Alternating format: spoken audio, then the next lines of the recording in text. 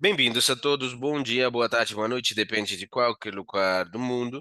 De onde você está nos escutando, vamos estar falando sobre esse evento intercultural.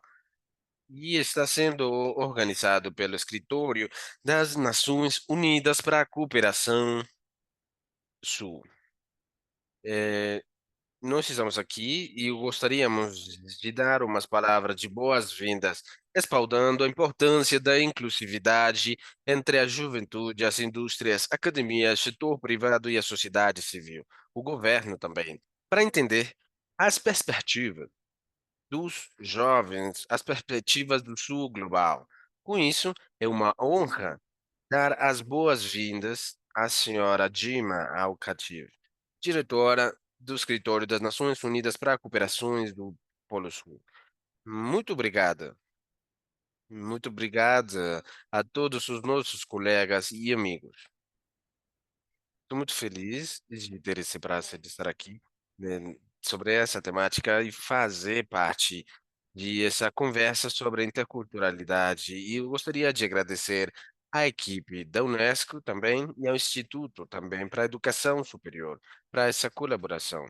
Desde mim, nós estamos aqui numa parte crítica, nós estamos aqui com as alarmes do secretário-geral, que ele está procurando o seu objetivo de desenvolvimento global e com isso, está pendendo de um fio, e com isso, as esperanças e os sonhos de muitas pessoas no mundo inteiro. Isso foi único, e é por isso que com esses esforços multilaterais renovados e com o comprometimento incansável das partes interessadas, podemos levantar todos aqueles que têm sido deixados para trás. Vocês são as nossa voz, a nossa palavra, e a juventude é o futuro, e o mundo precisa seu comprometimento para um melhor amanhã. E é por isso que o Campus STEM é uma grande oportunidade para levantar as vozes da juventude. E vendo que a juventude é a maior população dos países do Sul, nós sabemos que o desenvolvimento é central à cooperação e mandado pela Assembleia Geral das Nações Unidas. Esse escritório de cooperação é uma bandeirada das cooperações entre o governo e os diferentes sociedades civis, os diferentes recursos, com a academia, com oferecer os seus objetivos e atingir esses objetivos de desenvolvimento sustentável, criando uma plataforma para as nações do Sul para abordar os desafios, superar as fronteiras, porque ditos desafios precisam de uma cooperação local, regional e mundial. Eu gostaria, encorajar vocês a adotarem abordagens com estrutura de governança dinâmica para criar um patrimônio à juventude internacional. Também nós precisamos advogar por novos mecanismos de governança focados na juventude, para a governança mundial. E agora, como podemos tomar esse papel? Bom, gostaria de mencionar algumas das iniciativas do nosso escritório, principalmente, para o escritório da cooperação, e é na aliança com o MASAC, que foi implementado no 2018 através do Centro de Desenvolvimento e Cooperação e com o suporte do governo da China. E com essa iniciativa, estava incluindo universidades líderes do Sul global. Essa rede está coletivamente empoderando os estudantes para fazer inovação e criar soluções para os problemas mundiais, especialmente a mudança climática, especialmente a apoiar as cooperações para que adotem soluções sustentáveis nas suas logísticas, nas suas operações, para construir comunidades verdes e sustentáveis. Uma parte chave dessa rede para começar essa organização e a verdificação e trazer a economia verde. Por isso criamos o campamento para trazer essa inovação e esse é o nosso comprometimento com a educação inclusiva e está se refletindo em todo o trabalho que estamos fazendo nessa parte para que a gente apoie as transformações do sul global. através e esse Fundo das Nações Unidas para a Cooperação Sul, nós temos a iniciativa que é essa Empower Scholarship ou a Comunidade Empoderada, Bolsa Empoderada, e foi financiado com a Fundação USAID Science, que oferece às mulheres na ciência nos países do Sul para que avancem as suas carreiras e possam aplicar a ciência, por exemplo, a bioengenharia, e também possam receber mentoria nos laboratórios científicos onde foram acolhidas. Também temos uma outra foto, outro foco, onde nós lançamos o primeiro programa na Nicarágua para educação inclusiva, onde nós apoiamos educadores e líderes para que incluam modelos inclusivos nas suas escolas. Adicionalmente, como parte de uma colaboração mais alta, são países como o Paraguai, Brasil e a Jamaica, onde foi compartilhado esse conhecimento para facilitar o acesso aos recursos de cooperação. E outra iniciativa foi fundada pela Índia, Brasil e a África do Sul, no Fundo Y, onde pessoas jovens têm sido treinadas na Colômbia, 80% da mais de 20.000 sobreviventes de matrimônios que receberam bolsas para dar uma segunda oportunidade para ter um futuro mais brilhante. E através dessas iniciativas, e com muito esforço, nós fizemos no Escritório da Cooperação Sul, estamos comprometidos a encorajar para uma educação mais inclusiva no mundo inteiro. Eu gostaria de dizer muito obrigada para a Unesco e a todos os nossos parceiros pela colaboração inamovível. E eu espero que a gente tenha uma conversa produtiva e inspiradora. Nós sabemos que juntos podemos assegurar o melhor futuro para a colaboração do Polo Sul. Muito obrigada por estar aqui. Muito obrigada, Dima, por esses comentários de abertura tão inspiracionais. E se eu tenho a oportunidade, gostaria de dar a palavra para o senhor Francesc Pedro, diretor da AESAL, para que ele também ofereça os comentários de abertura.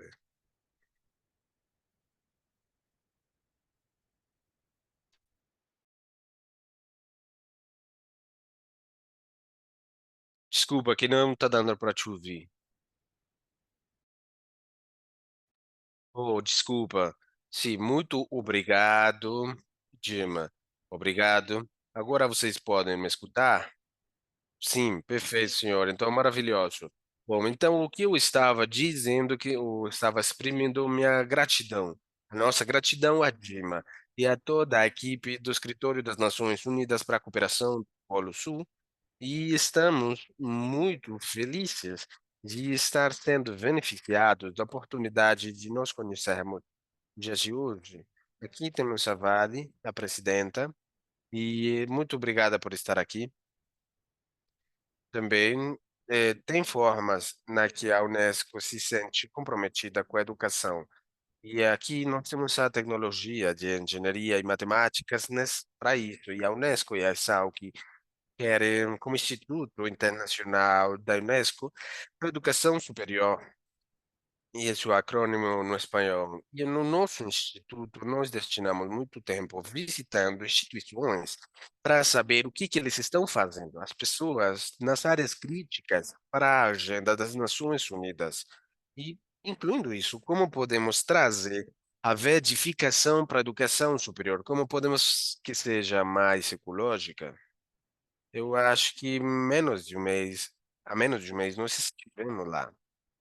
E estávamos no contexto disso e, estávamos no Peru, no time, e um grupo de estudantes apresentou um sistema sustentável de filtragem de água.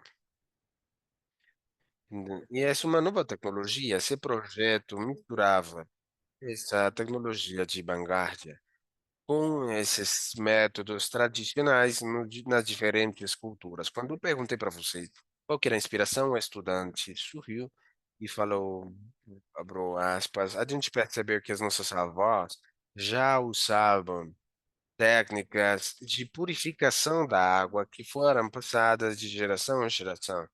Nós precisamos integrar isso, e eu acho que uma grande forma de dizer que a gente pode confiar nas pessoas jovens para continuar sendo inovadoras. Eles não só ganharam o primeiro prêmio nessa feira, mas nós também precisamos reconhecer a nossa herança, nosso patrimônio, especialmente se eles estão vindo de um contexto indígena.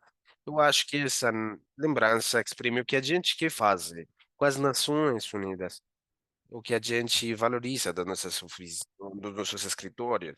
Então, nessa lembrança pessoal, está aqui trazendo o porquê a gente está aqui hoje. Estamos fazendo 2 desafios mundiais críticos: mudança climática e a inclusividade na educação STEM, em colaboração com nossos parceiros, o Escritório de Cooperação das Nações Unidas,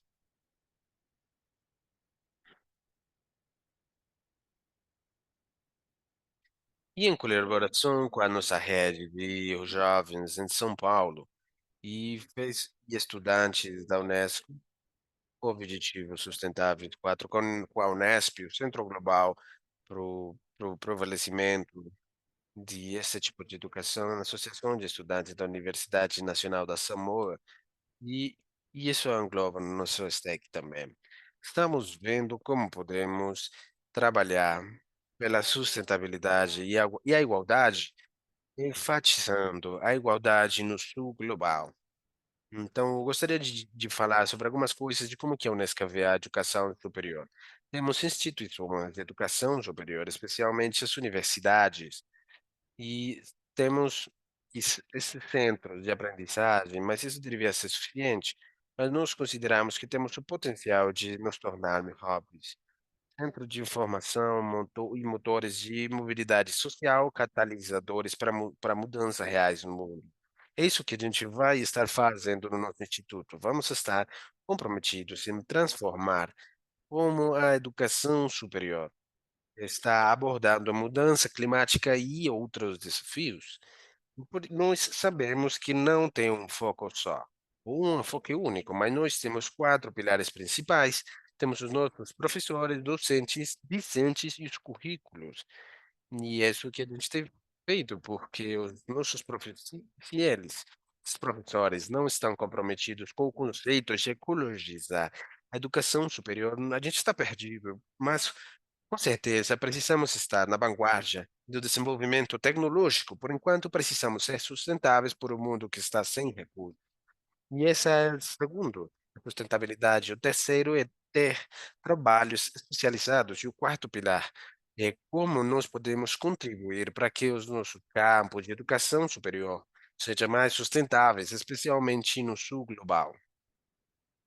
Eu gostaria de reiterar a nossa gratidão para para o escritório do TEC e para todos vocês que seguem estando apaixonados pela colaboração que está acontecendo os dias de hoje.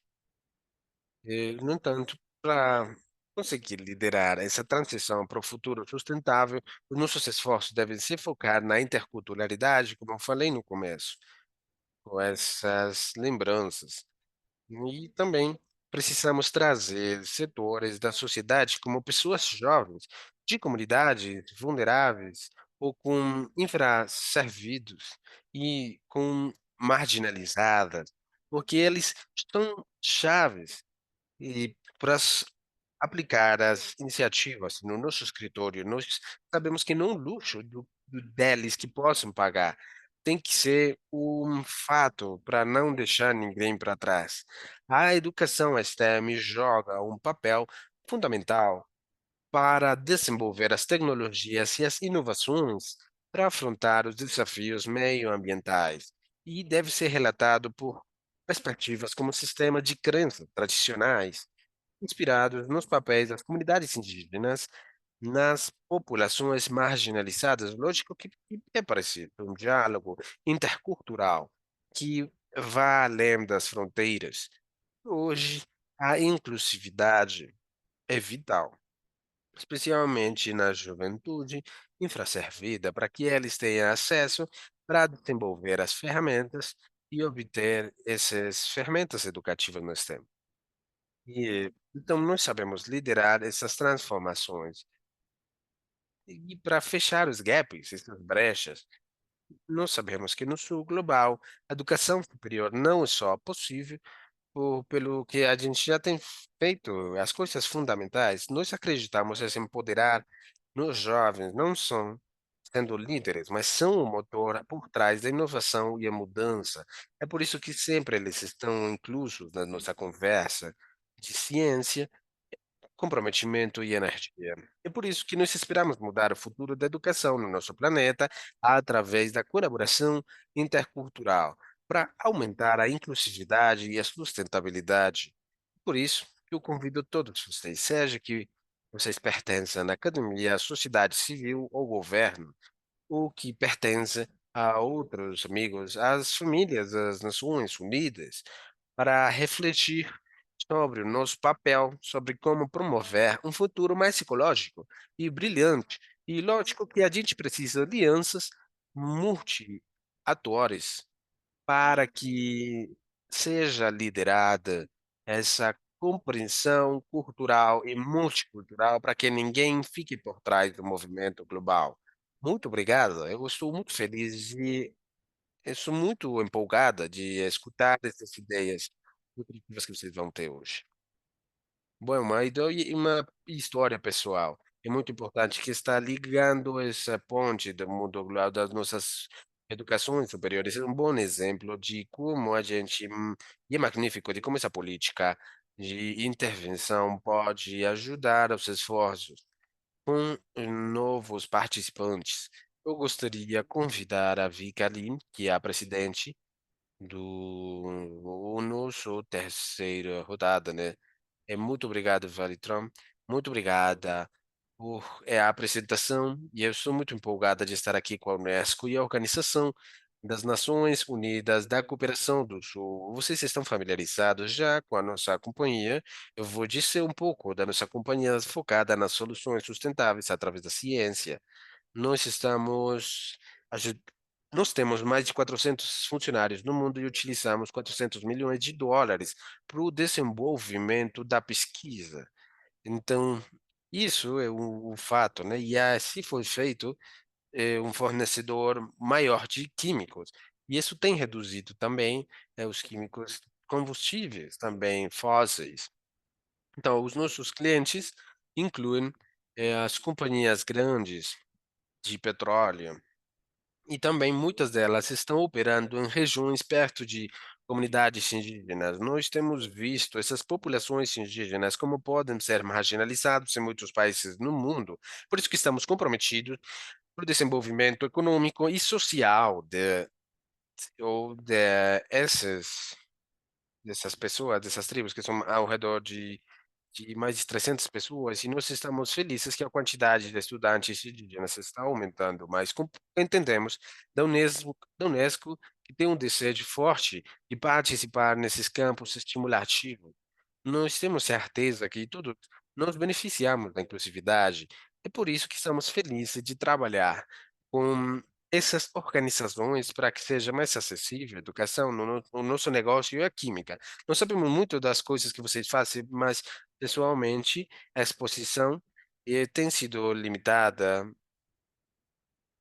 a meu domínio. Nós, por isso, temos 4 jovens, se você já tem feito, nós sabemos que é difícil, às vezes, que os membros das Nações Unidas concordem em muitas coisas sobre a criança dos jovens, mas nós aprendemos lições através do caminho. E 2 dos nossos filhos viram por nascença e outros por adoção na Etiópia. Como pais jovens, nós cometimos o erro de dar os mesmos programas e os mesmos acessos para ter as mesmas oportunidades, mas os meus filhos adotados da Etiópia, no Egito, eles não tinham as escolas tradicionais e não estavam feitos para essa criança, porque foi a primeiro da geração das famílias que teve acesso à educação formal. Então, o que estamos tentando achar é tutores e programas especiais. E não aconteceu até alguns anos, e ele me falou. será que a gente pode tentar da minha forma? E aí eles tentaram. Temos um ambiente adicional e deve ser formal em maio do ano que vem, e foi uma grande lição para mim, que eu traio aqui na minha cooperação, e nós temos honrar as perspectivas.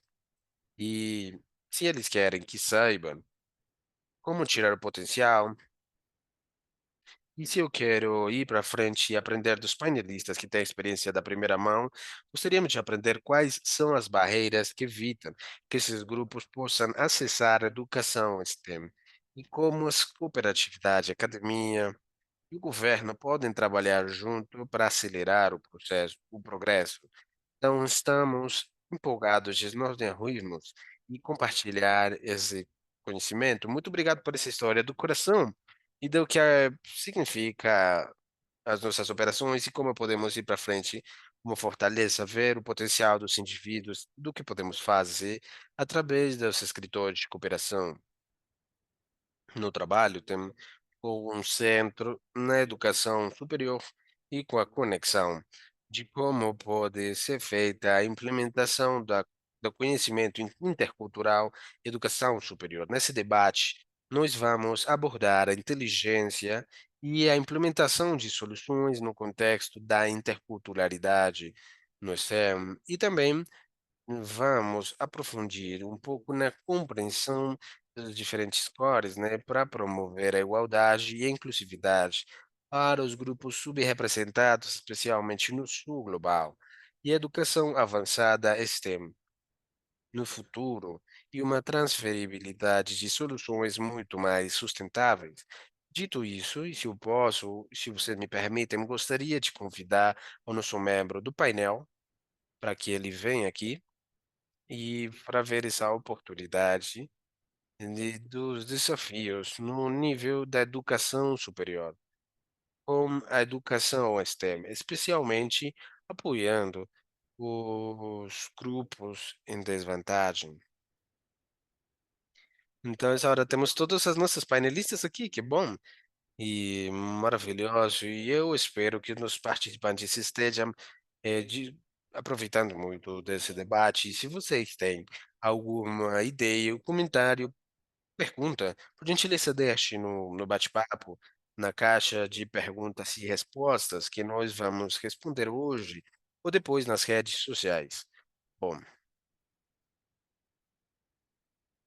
se vocês me permitem, primeiro vamos falar sobre a estratégia que foi implementada nos estudantes da Stanfield, especialmente no sul global, como um foco de cima para baixo. E temos aqui o diretor da Fundação de Cooperação, e ele pode compartilhar a ideia com a gente. Muito obrigado. Então, eu acho que realmente nós temos uma palavra semi-formal de abertura, então eu vou ser um pouco informal. É uma temática importante, mas por que importante? Nós já escutamos tudo nesse mundo como está acontecendo. Estamos nesse trabalho, na, na diversão, não temos a fortaleza do conhecimento e o desafio que nós sentimos hoje é de onde que sai esse valor.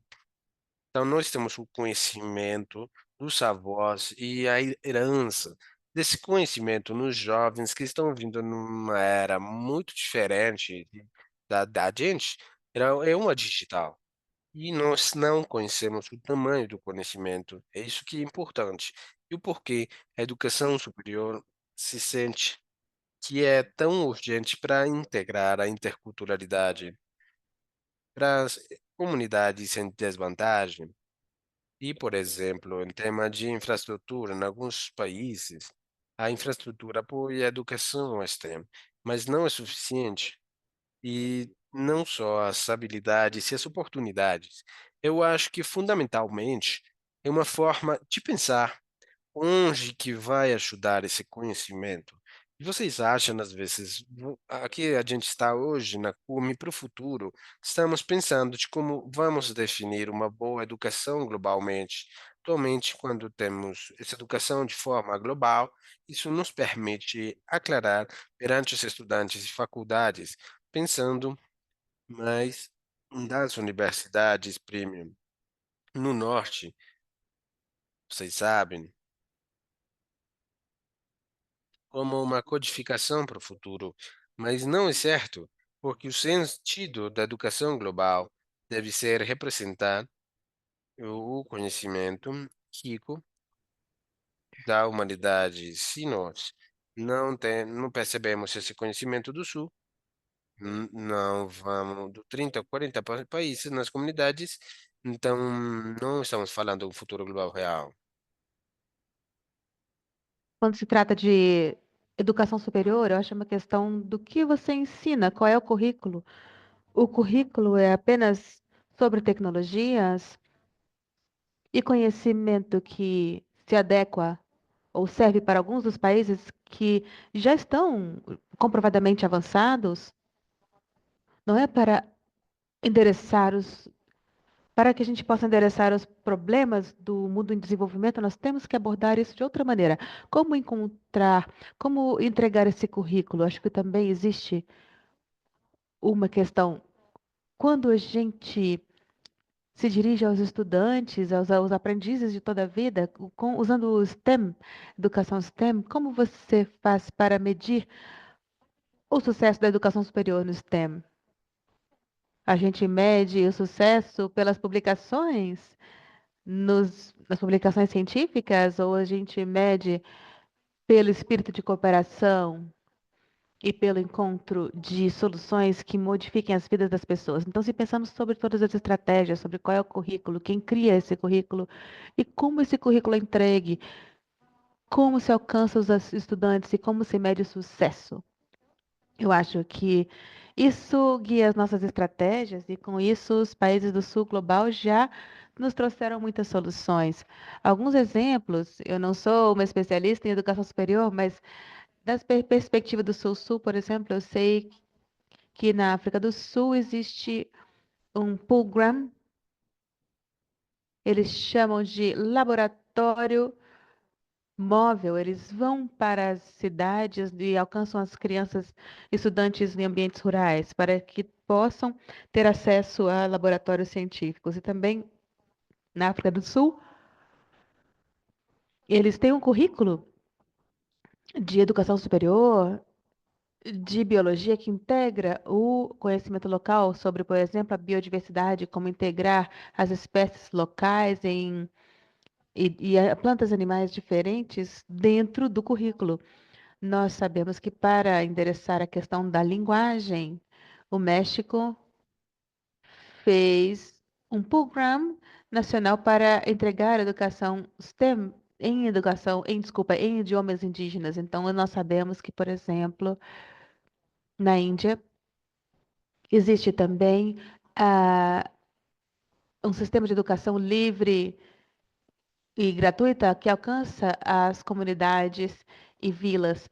Então, essas soluções estão surgindo de baixo para cima e todas elas podem ser transformadas em políticas e inspirar outros a fazerem mais.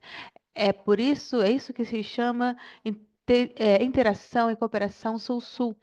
É aí que nós entramos, é por isso que nós fazemos parceria com a Unesco para fazer a cooperação, a rede de cooperação Sul-Sul. Nós começamos pequenos, do aspecto verde, do aspecto dos bootcamps, dos acampamentos de educação, mas não paramos aí. Nós queremos que mais parceiros observem isso e se integrem e cubram todas as áreas diferentes. Nós temos muitas oportunidades aqui e agora nós temos a cúpula do futuro e mais cedo, desculpem, no ano passado, nós tivemos um documento emitido sobre o Plano de Ação Global. E esse documento diz que que há oportunidades de abrir universidades com a educação STEM. E se nós pudermos apoiar a criação dessas instituições para o Sul Global, eu acho que com uma nova mentalidade, uma mentalidade inovadora, um novo currículo, novos recursos e novas formas de entregar essa educação e de mensurar, eu acho que então a nossa semente plantada vai ter um impacto real no futuro. E também outro ponto é que esta cúpula do Pacto para o Futuro será um pilar importante para as gerações futuras. Então, eu acho eu gostaria de encorajar que a nossa colaboração não olhe apenas para dentro, no sentido de como será entregue o nosso projeto, mas que a gente possa também olhar para fora e pensarmos que qualquer conhecimento que nós viemos a gerar não tenha restrições, que a gente possa compartilhar esse conhecimento. Esses são meus pensamentos para compartilhar com vocês hoje. Muito obrigada por essa fala inspiradora e, por favor, nos permita dar os parabéns a vocês mais uma vez pelo trabalho incrível de cooperação Sul-Sul que vocês têm feito, especialmente com o Trust Fund, porque não é apenas uma questão dos recursos que o Trust traz, mas pela participação dos membros, dos países membros do Sul Global, que têm sido envolvidos nesse projeto e que têm sido empoderados. Como você disse agora, duas mensagens importantes chamam a atenção. Primeiramente, a urgência de que nós tomemos medidas agora, porque não podemos esperar amanhã, não vamos esperar até amanhã. E o outro ponto é a mudança de mentalidade. A mentalidade não é algo que pode ser mudado com facilidade, eu acho que nós vamos falar sobre isso, mas sim algo que nós precisamos plantar hoje. E permitir que, através desse projeto, através de iniciativas e de advocacy, através de políticas que possam brotar e florescer em campo, possam ser oportunidades. Agora vamos falar sobre a mudança de mentalidade. Nátia é a gera- gerente central de assuntos gerais de educação. Você poderia, por favor, falar sobre como as instituições de ensino superior estão promovendo alianças dentro desse sistema? Muito obrigada, é uma honra estar com vocês todos hoje e parte desta conversa. Eu acho que nós temos aqui muita sintonia mental. Esse é um assunto muito amplo, então, claro que nós tínhamos que escolher algumas coisas para explorar, alguns assuntos para explorar com vocês. Mas eu vou falar sobre o conceito de interculturalidade enraizada numa mentalidade pluralista, numa perspectiva pluralista, o que pode ser um pouco diferente do que quando falamos sobre interculturalidade. Pluralismo e o Centro Global para o Pluralismo, nós vemos que existe uma ética e um respeito pela diversidade. Mesmo além disso, além do respeito, eu acho que está a ideia de que nós valorizamos realmente a diversidade humana em todos os seus aspectos. E este conceito de diversidade e cultura será interseccional. Haverá diferenças de identidades que se interconectam. E também observa a diversidade geracional, e isso é algo que precisa ser observado quando pensamos em uma perspectiva intercultural. Não vamos esquecer que pode haver mesmo uma variedade enorme dentro de uma cultura, de uma mesma cultura, assim como entre culturas diferentes. Então, o pluralismo também se preocupa com questões de sistemas e estruturas de poder. Então, quando observamos essa questão da educação superior e a interculturalidade, uma das primeiras perguntas, primeiras questões será sobre esses elementos e esses sistemas. Quando falamos deles, eles são sistemas externos a nós, exteriores a nós e também dentro de nós. E um convite seria que a gente caísse não na armadilha da inclusão. As pessoas às vezes falam: ah, mas por que vocês não dizem simplesmente inclusão ao invés de pluralismo? Um dos motivos é que existe uma questão fundamental sobre em que as pessoas estão sendo incluídas. Incluídas aonde? E que tipo de preço é exigido de alguém para que seja incluída. Então, quando a gente olha os programas do STEM e como a educação está sendo construída, eu acho que não importa onde estejamos, essas são perguntas importantes que nós temos que nos perguntar. E o que é que vai surgir disto? Então, E eu estava conversando com Irananu Ahari e ele estava falando sobre como o ponto de origem da ciência é o reconhecimento da ignorância, quando a gente chega para um ponto em que a gente reconhece que não sabemos, tem muita coisa que não sabemos. Eu acho que esse é o ponto em que o pluralismo e os temas se encontram. Precisa haver uma mentalidade fundamental e, olhando para isso, como nós redesenhamos as coisas, porque, embora o acesso seja um ponto tão importante e nós não devamos nos permitir perder vista disto, o que nós estamos observando é um ponto fundamental, é a valorização, é a reavaliação. A ideia de reavaliação de conhecimentos é uma ideia que vem imediatamente às nossas mentes. Quando nós, no Canadá, temos problemas com incêndios florestais, os programas de reflorestamento têm incluído conhecimentos tradicionais indígenas.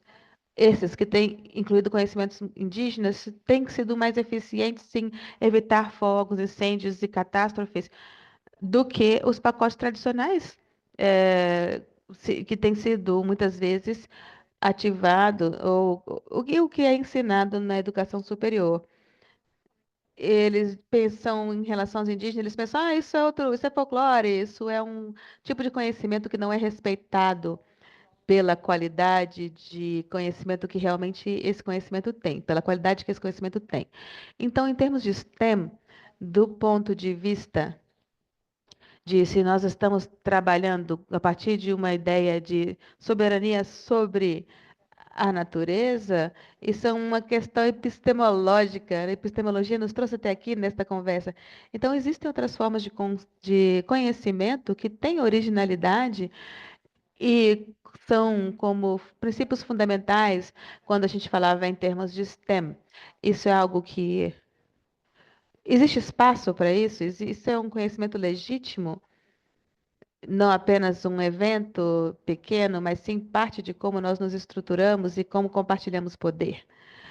Então, apenas para concluir, eu acho que a educação superior precisa construir um ambiente mais acolhedor em que a gente possa realmente apreciar e produzir conhecimentos diferentes e, de fato, termos essas conversas mais profundas, observando a inovação como a inovação sempre traz as coisas à questão, e inevitavelmente ela vai trazer a questão.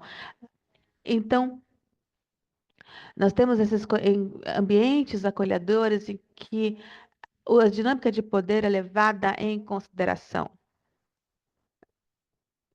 Os modelos interculturais, os modelos de compensação que nós conhecemos, as questões da dinâmica do poder não aparecem nesses modelos. E nós vamos fazer as coisas de um ponto de vista pluralista? Sim, isso tem que ser incluído.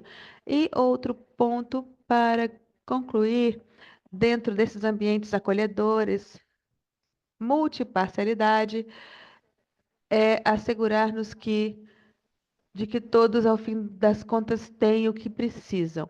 Isso é importante para o pluralismo e é algo que não deve ser deixado apenas no campo das intenções, mas sim quais são as formas dos programas de educação para de que forma esses programas monitoram o impacto, os seus impactos. Estão realmente medidos os impactos? E como sabemos o que nós precisamos endereçar ou ajustar?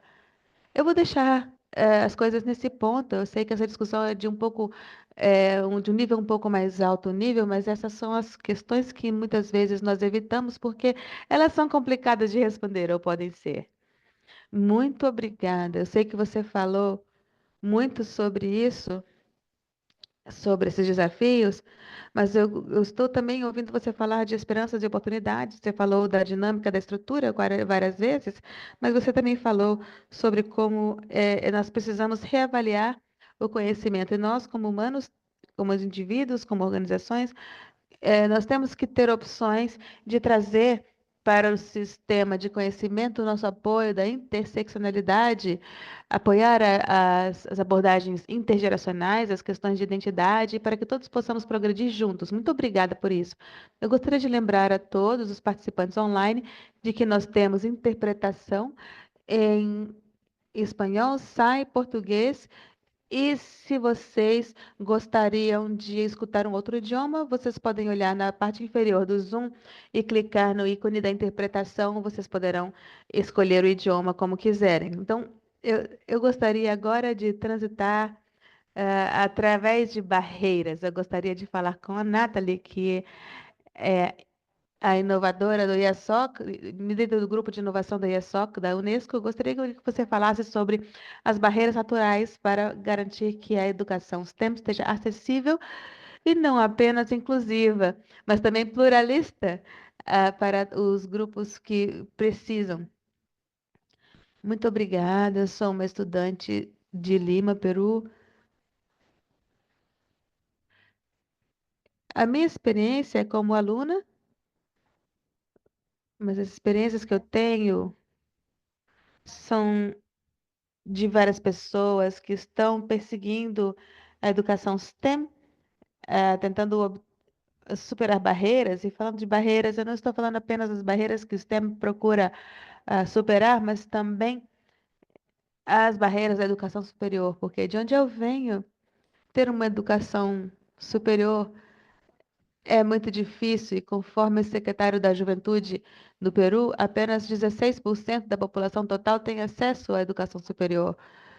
E vendo os dados das regiões diferentes, talvez na capital, 16%, e depois eu cresci na parte andina, que é uma parte rural, 8% da população na minha região tem acesso à educação superior. Então, e quantas dessas pessoas, muitas poucas dessas pessoas terminam a educação superior, porque nós temos responsabilidades diferentes de trabalho e outras domésticas, etc., e não conseguimos terminar.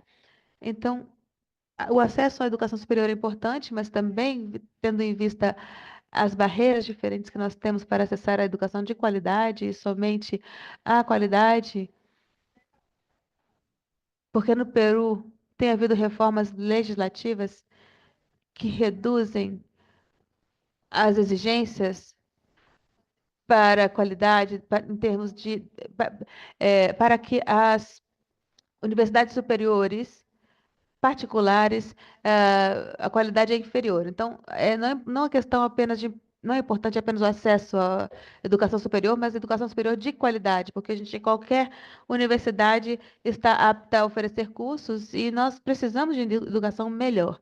Então, isso é de uma perspectiva, mas eu também quero falar sobre a importância de termos essa compreensão multicultural, trazendo essa experiência única que nós temos no sul global. Por exemplo, tem um amigo que trabalha em medicina, ela está fazendo o curso dela de graduação nos Estados Unidos, e ela vem de uma comunidade indígena, e ela fala sobre como é diferente a educação no Peru e a educação nos Estados Unidos. Aqui, se você tem a oportunidade de trazer essas perspectivas únicas que ela tem, como, por exemplo, pensando sobre o uso da medicina natural, que tem sido preservado por muitas gerações nos Andes, ela teve a oportunidade de fazer estudos sobre isso, falar sobre isso muito mais facilmente aqui nos Estados Unidos do que ela teve no Peru. Então, existe uma questão do da produção desses profissionais, ou da produção de educação, que não cobre as perspectivas únicas que nós temos. Por exemplo, aqui eu tenho essa oportunidade, eu espero ter a oportunidade de trabalhar com mentoria que supere essas barreiras, mesmo enquanto os estudantes indígenas estão tentando superar essas barreiras, trazendo as suas perspectivas multiculturais para dentro das suas vidas profissionais. Isso é importante. E continuando, eu gostaria de falar, penso também sobre a participação. Eu estou aqui para a Cúpula do Futuro, estou pensando sobre essa participação da juventude. Ontem estava nesse encontro da juventude, que é um pré-evento antes do Dia Nacional e antes da Cúpula do Futuro, e lá eles falaram: quantos de vocês gostariam de discutir tecnologia, discutir ciência? E tinha apenas duas pessoas em toda a sala. Com isso em mente, eu diria que existe uma grande oportunidade de trazer essas pessoas que estão trabalhando nesses setores profissionais, para não apenas serem os adultos que estão discutindo esses tópicos, mas também trazer alunos das universidades para fazerem parte das discussões globais que nós estamos tendo aqui no âmbito das Nações Unidas. E algo que foi muito interessante foi que estão agora discutindo um acordo em que no início não havia a perspectiva da juventude, dos estudantes. Agora, quando falam que agora estão lutando por isso, pelo menos estão dando um pouquinho de inclusão, um pouquinho de espaço para a juventude para participar deste acordo.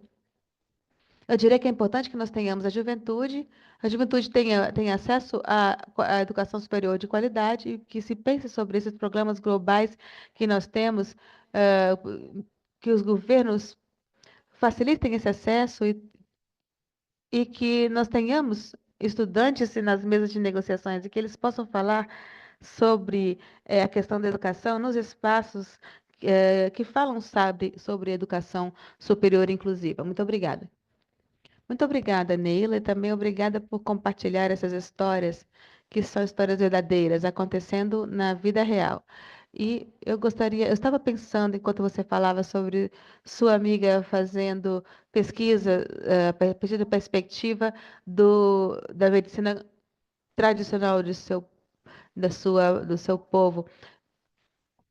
Se ela não estivesse fazendo isso, quem estaria fazendo? Alguém teria interesse em fazer esse tipo de pesquisa? Nós não sabemos, mas o que nós sabemos é que quando nós falamos sobre acesso à educação superior ou educação geral de qualidade, não é uma questão apenas de escolas ou universidades oferecendo acesso à educação para estudantes, mas também o conhecimento, especialmente o conhecimento tradicional, conhecimento único que os estudantes podem trazer e que pode alterar a qualidade da educação e oferecer às universidades esse conhecimento que hoje em dia não está disponível. Então, gostaria de agradecer muito a você por trazer essa perspectiva. Enquanto nós estamos falando sobre barreiras, também isso nos lembra que isso é um lembrete para as organizações de ensino superior, porque elas não são apenas prestadores de serviço, também são instituições que devem trazer benefícios à sociedade. Nós temos que trabalhar junto com os estudantes daqui para frente. Então, gostaria de agradecer às três, Grace, Nathalie e Neila, por esta discussão interconectiva e muito interessante, e os desafios e oportunidades.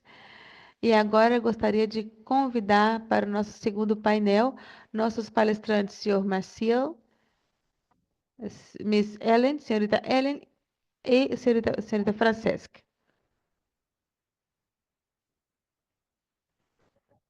Muito obrigado, muito obrigado. Obrigado por me receber aqui novamente.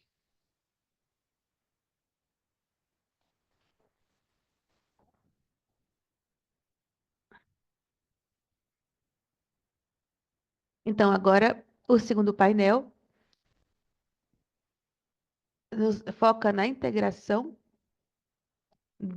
das perspectivas interculturais dentro do sistema STEM de educação superior, com ênfase no papel da academia, sociedade civil, na promoção da interculturalidade. Então, eu acho que esse é um painel bastante esperançoso, porque nós estamos mais uma vez falando sobre o que foi feito e o que é possível fazer. Então, gostaria de convidar o senhor Marcio, professor da Universidade de São Paulo, que também é o líder do projeto que nós estamos desempenhando aqui, em trazer a educação superior para a participação na cooperação Sul-Sul. Ele é um líder do Hemisfério Sul. Então, senhor Marcelo, por favor, o senhor pode fazer uma reflexão, dar exemplos sobre de que formas a academia, o setor privado e a sociedade civil podem colaborar para promover a compreensão intercultural dentro da educação STEM, considerado ah, o seu background, o seu histórico em tecnologia e engenharia? Muito obrigado. A Unesco e a Cooperação Sul-Sul. É uma grande honra e prazer estar aqui para falar com vocês. Eu gostaria de falar sobre alguns exemplos e experiências que nós temos no Brasil. Primeiramente, você me pediu para falar sobre a relação entre a academia, a sociedade em geral, empresas. Isso é muito importante. E a área da engenharia, tecnologia STEM e matemática é realmente uma questão chave. Nós precisamos fazer com que os estudantes, jovens principalmente, tenham interesse em perseguir carreiras nesse sentido. Hoje em dia, nós não temos muitos alunos que têm realmente interesse nestas coisas, mas elas realmente são desafiadoras e podem trazer muitas oportunidades para a juventude. Com relação à sociedade e empresas, como elas podem integrar-se com as universidades. Nós todos estamos indo em direção ao mesmo futuro, então nós precisamos de academia de qualidade, mas também de oportunidades na sociedade para essa juventude. Estamos falando sobre a diversidade do que é oferecido e exigido hoje em dia. Então, a Universidade de São Paulo, nós recentemente temos uma nova secretaria que promove a integração de novos estudantes que vêm de, de comunidades mais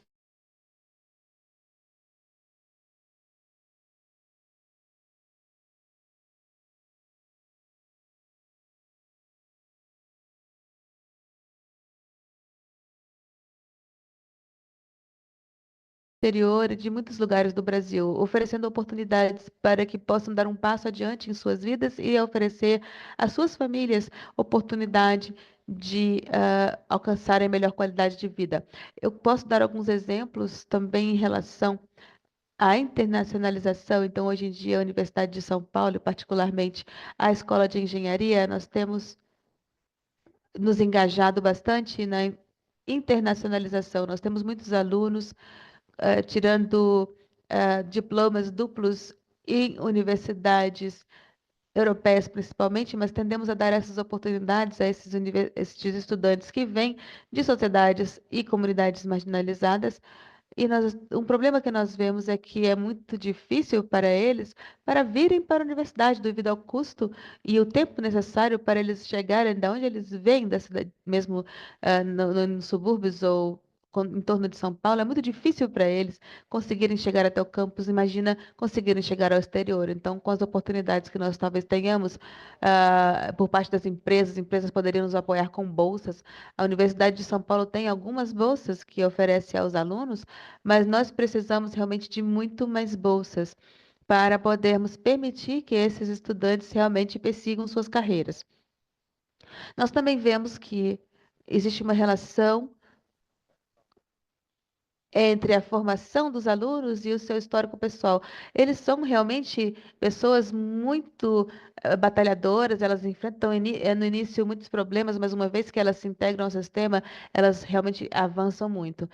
Para mim, elas precisam receber uma atenção especial para que possam continuar seus estudos. E esse é um dos motivos para que nós tenhamos criado esta secretaria, para realmente trazer para estes alunos bastante apoio, não apenas dos professores e dos colegas, mas um suporte financeiro para que possam realmente ter as oportunidades de estudar. E uma vez que chegue o momento de que tenham essas oportunidades internacionais, se eles realmente merecerem, porque a maioria merece, são muito bons alunos, que eles tenham realmente essa oportunidade e possam vir, possam utilizar essa oportunidade no exterior.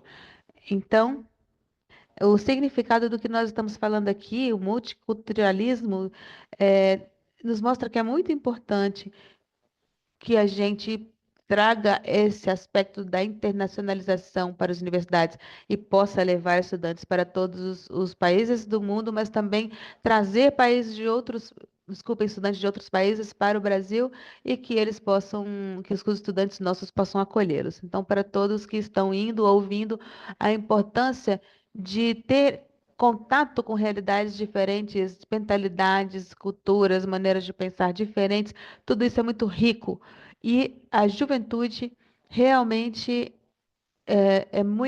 fica muito feliz quando tem essas oportunidades e fazer essas coisas que eles têm feito. E talvez as fundações da engenharia, o histórico, formação em engenharia é muito importante, mas, claro, a experiência de vida que esses estudantes têm, quando eles têm a oportunidade de viajar, de estudar por um ano ou dois em outro país, e também quando nós recebemos estudantes do exterior, também isso é muito importante.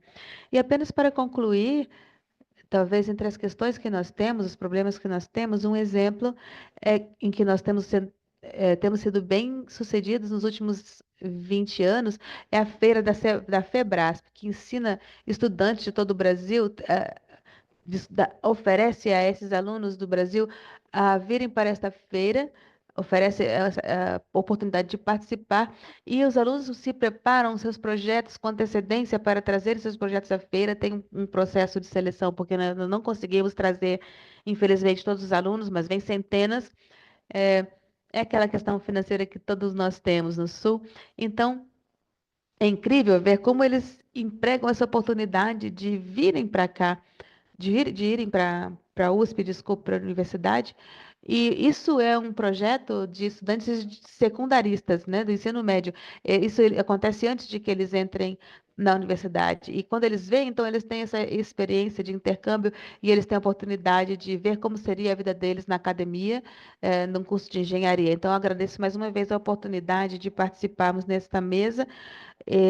Nós sabemos que somos um entre muitos outros exemplos muito importantes de promoção dos alunos e de engajamento dos alunos nessa área. Muito obrigada. Muito obrigada, Márcio, por mostrar-nos realmente o que pode ser feito seja fatível. Quando menciona a internacionalização em casa que tem acontecido pela USP, parece que é interculturalidade também em casa, né? Então eu não sei como é que você vê, mas é uma prática de diversidade, um suporte adicional que é dado para os estudantes de uma procedência marginalizada. E realmente é uma mensagem importante, porque muitas vezes, quando a gente pensa num contexto não privilegiado, talvez o primeiro que instinto é uma esperança, mas não é o caso, porque temos tantos que aportar sobre a mesa, e quando trazem para essa parte esse tema de como é que feito como que são feitas as regras, eles podem ter liderança para continuar adiante no desenho da implementação de soluções que seja interessante. Bom por mostrar isso. Eu agradeço. E agora, nós queremos ir com o Alan,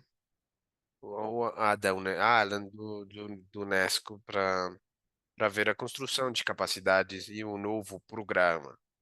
É uma membro de comitê executivo. E esse comitê executivo também está mostrando as soluções que oferece. Mas uma pergunta para você, Ana. É uma grande pergunta que eu trabalho com as organizações estudantis para garantir equidade e inclusão na educação, STEM em colaboração com diferentes partes interessadas, incluída das Nações Unidas. E isso é maravilhoso. Eu vi esses estudantes que estavam aliviando tudo isso com as dificuldades técnicas, porque a tecnologia não está me deixando ter acesso à internet e a tudo, mas aqui nós temos essa intenção, né, de que seja excelente. Por isso, bom, muito obrigada, aqui por essa oportunidade de estar aqui e discutir a temática tão importante com vocês. E sim, eu estou aqui usando diferentes chapéus, por exemplo, deles é estar numa atividade de participação na Nova Zelândia e também com a população indígena, assegurando a sustentabilidade nesse contexto de uma participação contínua. Lógico que algumas das minhas anotações estão aqui no meu computador, mas eu posso trabalhar com elas enquanto eles terminam de me ajudar. Mas uma das coisas que chama muito a minha atenção é quem diz, por exemplo, quem que vai ter essa ciência não conhece nenhum país. porque o país pertence à humanidade.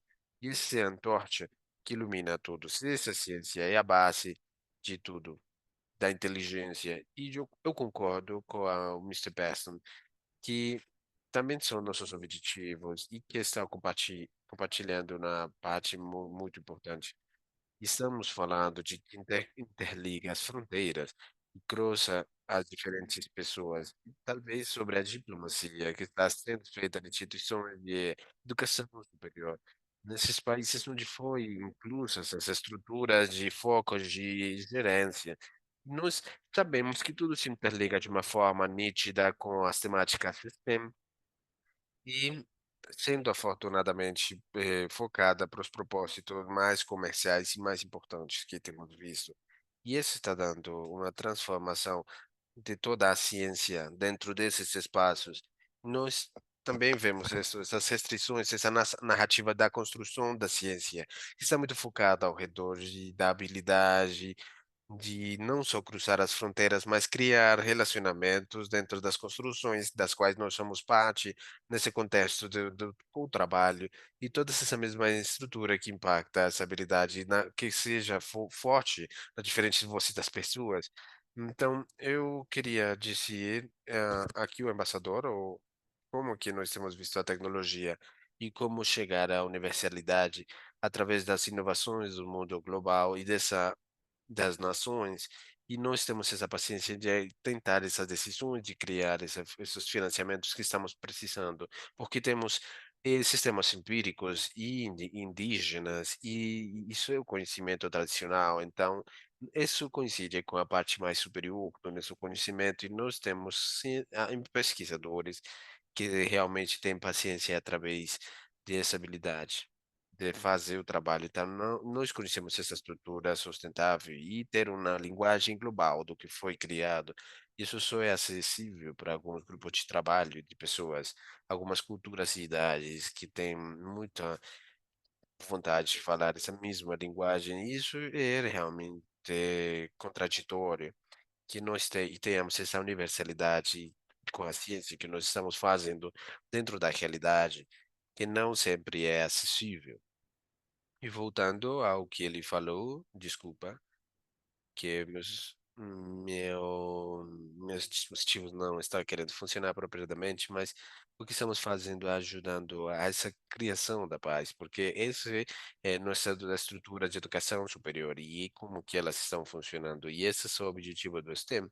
Nós estamos ajudando, então, essas organizações, essas estudantes que desenvolvem diferentes capacidades em diferentes temáticas do STEM, e estamos fazendo justamente porque nós precisamos uma visão e entendemos que o processo de busca ter essas visas para cruzar as fronteiras tem essa ligação com essa temática e, logicamente, a inigualdade nas mulheres é importante evitar.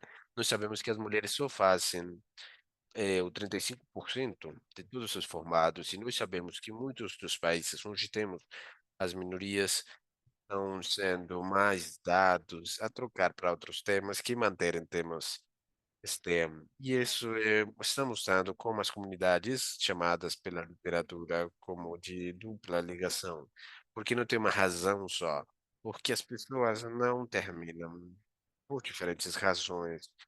Pode ser pelo gênero, mas por questões éticas principalmente. E nas organizações internacionais em particular, sabem isso, estão trabalhando em programas de inclusão do STEM. Eu esqueci a Tailândia, onde eu estava trabalhando com uma jovem da Camboja, que, como não tinha uma iniciativa da inclusão da inteligência artificial, ela decidiu criar sua própria iniciativa com uma rede normal. Ela estava dando suporte a mudar o plano de estudos da comunidade local. Ela não esperou o apoio do sistema. Ela fez de uma forma própria e autônoma.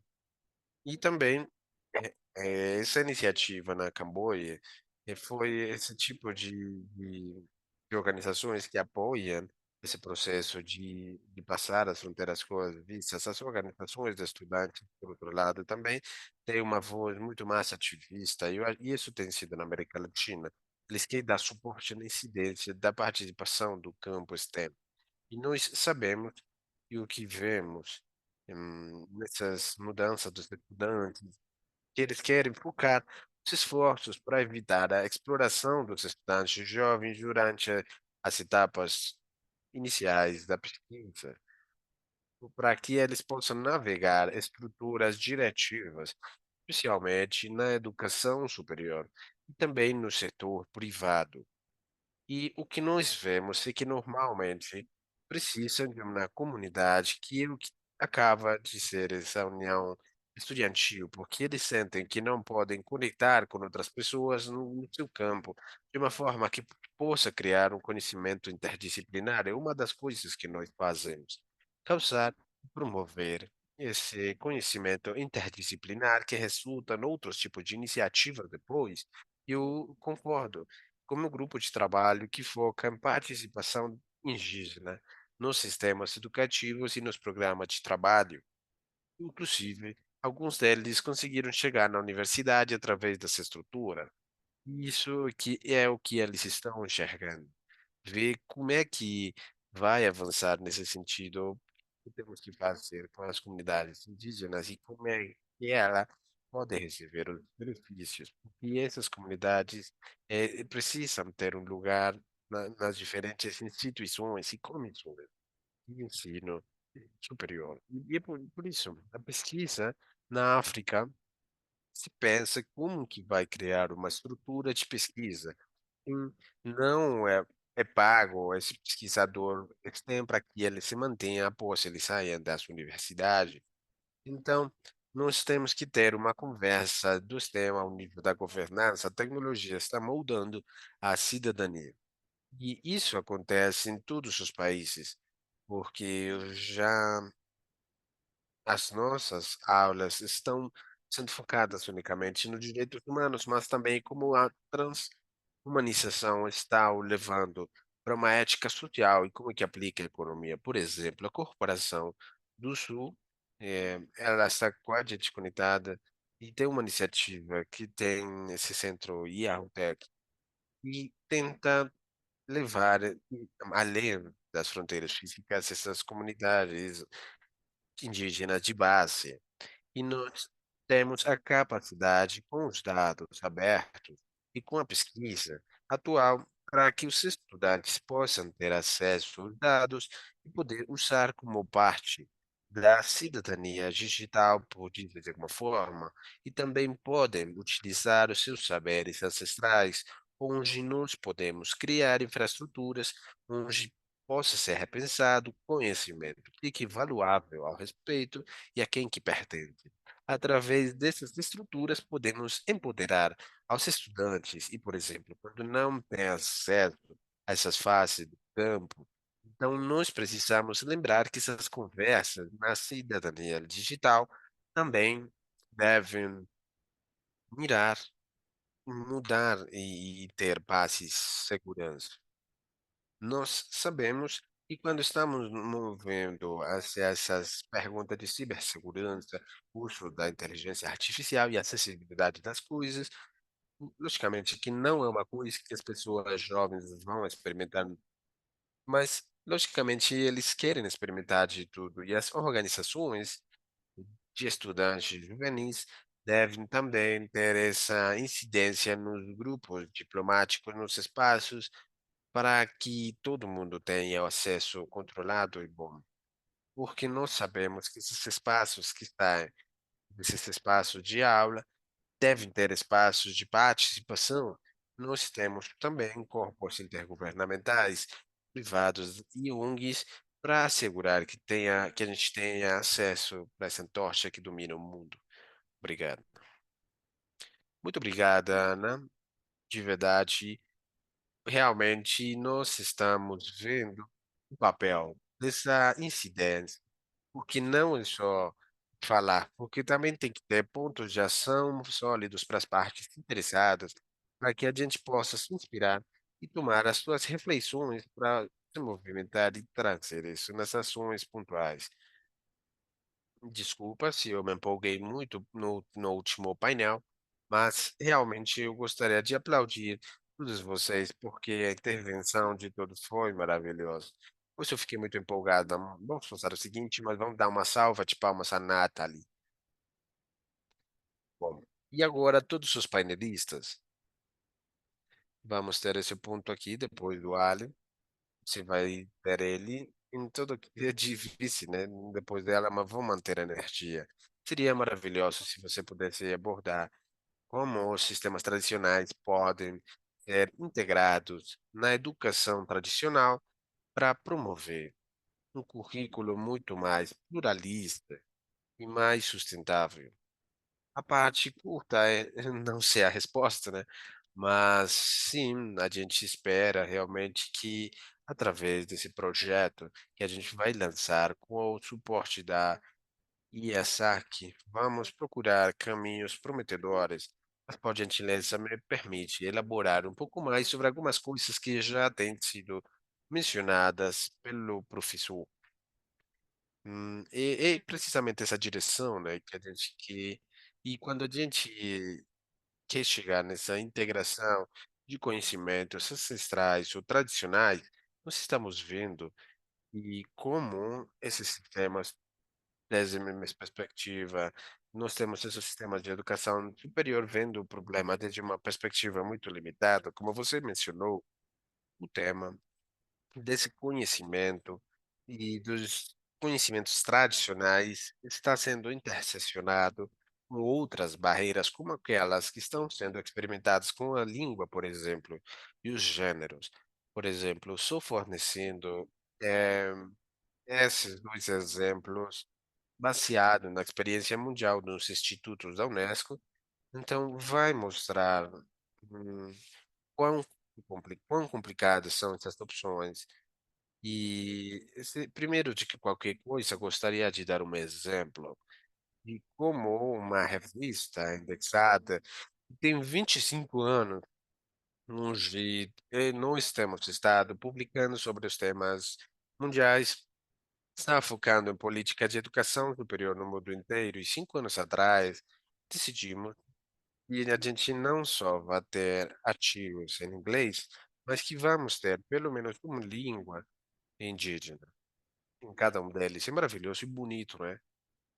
Sim, mas nós temos tido sucesso nos últimos 3 anos em achar um artigo. Mas a pergunta é, primeiro de que tudo, não temos os especialistas em política de educação superior, cujo trabalho seja desse jeito, e se fala uma língua indígena, então. E não tem publicado, e é naquela ali. Então, ver referências é um pouco difícil, porque você tem que poder ler o artigo, né?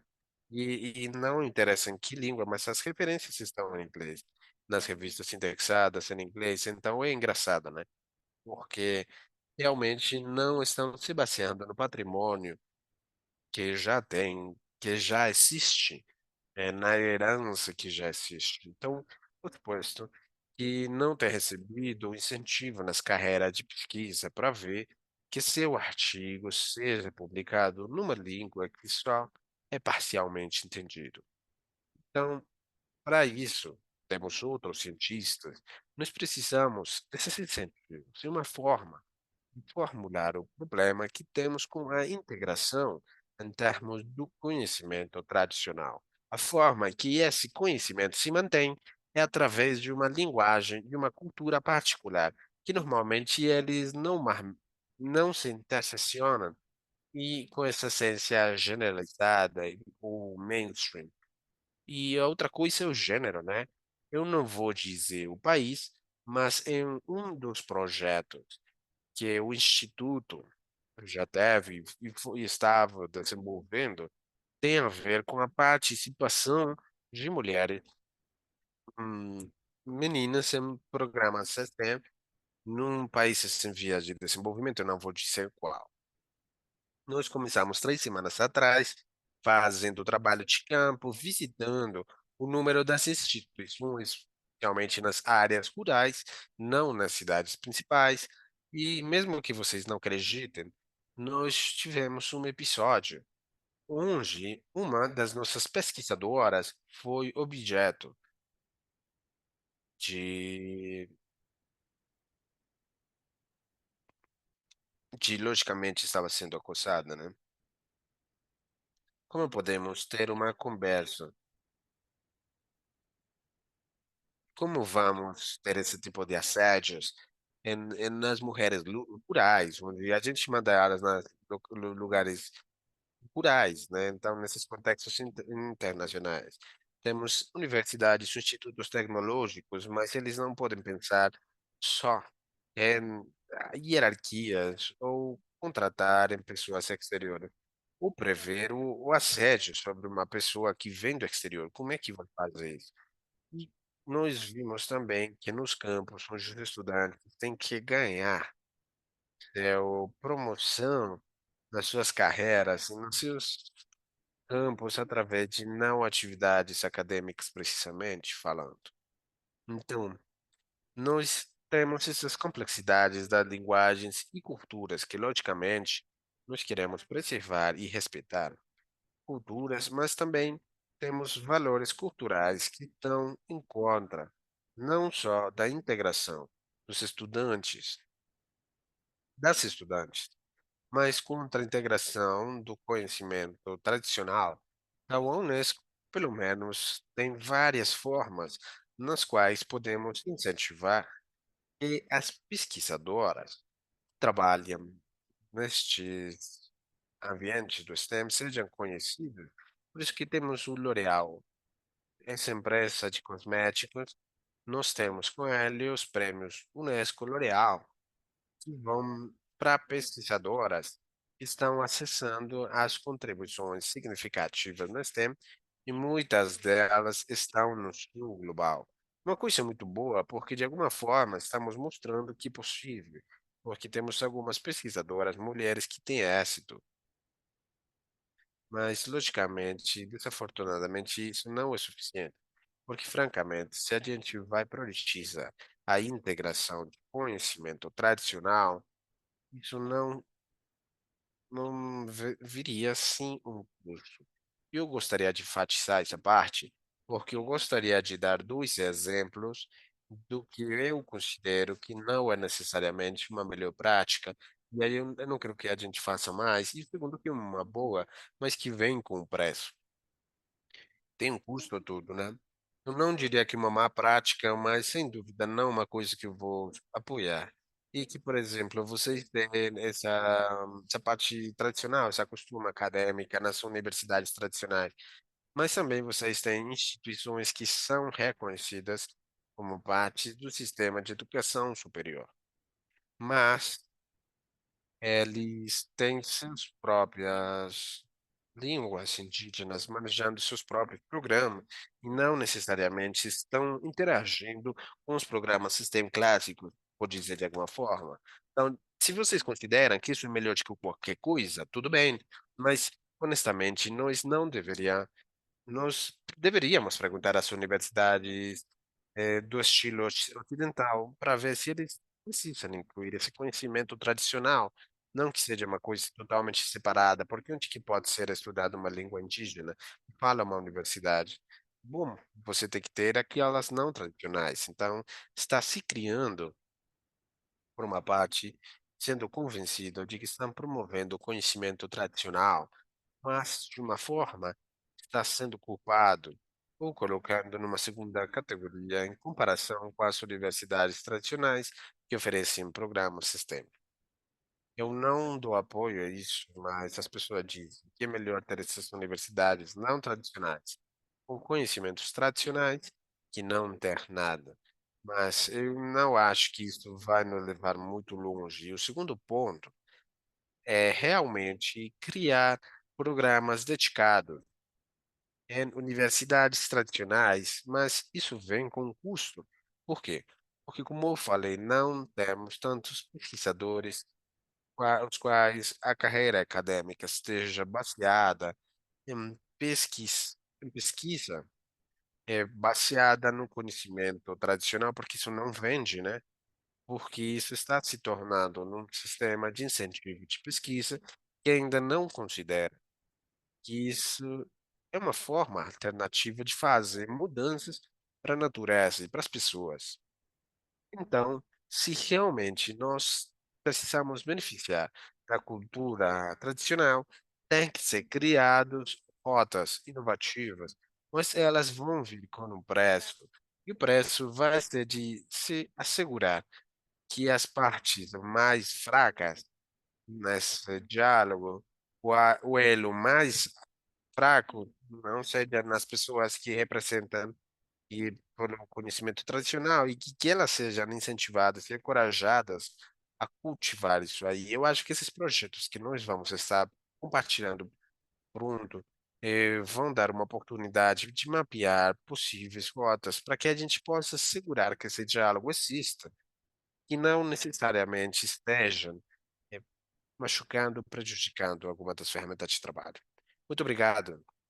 Realmente foi uma coisa, um tema muito importante realmente, que antes de que as práticas ou os conhecimentos interculturais, tem que ter uma cultura para que esteja interligado tudo isso aquilo, né. Então, e tudo isso esteja interligado também com o gênero, idade, então, o que que nós podemos fazer? Quais são as lições para a preservação? Então, como você falou muito melhor do que eu, nós precisamos reconhecer o que está lá. Temos que ter o conhecimento tradicional. Primeiro, tem que reconhecer que esse conhecimento existe, esse é o ponto, né? Exatamente, e de outra forma, não vamos ter essa comunicação e, lógico, porque nós estamos mencionando de muitos anos atrás que não tínhamos feito, então, nós esperamos que, quando no futuro, quando a gente se reúna, com outros parceiros, nós consigamos incluir as recomendações suas e a gente adicionar as nossas colocações também. Bom, nós temos terminado de forma de sucesso, então vamos para o terceiro painel, por favor. Vou me permitir convidar a Elizabeth Erland e vamos estar nos focando nesse crescimento e nesse papel da cooperação internacional entre os governos, o setor privado e a sociedade civil na promoção da unidade e a colaboração para um futuro mais verde, mais sustentável e mais respeitoso com o meio ambiente, com especial atenção às contribuições ao longo das diferentes locais. Dito isso, Alan, para você, eu gostaria de te apresentar. Ele é o assistente pessoal do Conselho Presidencial, membro do Smart Team do Conselho Assessor Presidencial da República da Indonésia. Da sua experiência, como os governos podem, os do setor privado, ver esse progresso até os objetivos Objetivo de Desenvolvimento Sustentável através da cooperação? Bom, muito obrigado, é uma honra estar aqui com você. E aqui é muito importante ver, primeiramente, ver e levar em consideração que o governo e os setores privados e a sociedade civil devem trabalhar lado a lado em termos de sustentabilidade e em termos de conseguir o desenvolvimento desses objetivos de desenvolvimento sustentável. Eu acho que a cooperação é uma grande oportunidade de compartilhar recursos em regiões em desenvolvimento para ter um quadro mais colaborativo para abordar desafios de sustentabilidade como a mudança climática. E com essa parte do governo, nós podemos contribuir com políticas e tecnologias oferecendo quadros, por exemplo, no contexto da Indonésia, que a gente quer ter, nós falando nas finanças, por exemplo, temos que manter um marco para financiação para ecossistemas ecológicos. Então, nós sabemos que o governo, aquele que dá a base da sustentabilidade, o setor privado é aquele que dá a inovação e como poder escalar as soluções.